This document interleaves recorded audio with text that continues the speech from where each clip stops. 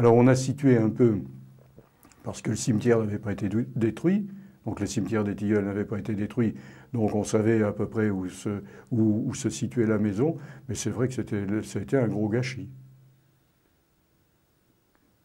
Et sur ces ruines, là, vous aviez été frappé par les...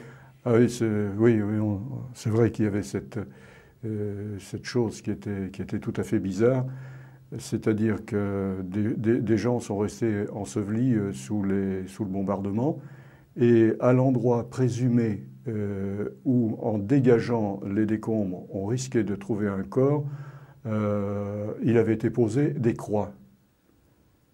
Donc c'était quelque chose de tout à fait bizarre. Ces croix, on avait l'habitude de les voir dans un cimetière, donc les morts allaient dans un cimetière, mais des morts comme ça, sous des tonnes de gravats, c'était inhabituel pour un enfant qui n'a jamais été confronté à ce genre de choses. Des adultes, ils ont réalisé. Alors ça faisait quand même une atmosphère pesante. C'est vrai que au moment du déblaiement de Royan, il y a eu quelques précautions, je pense, pour dégager ces endroits où il y avait un corps présumé.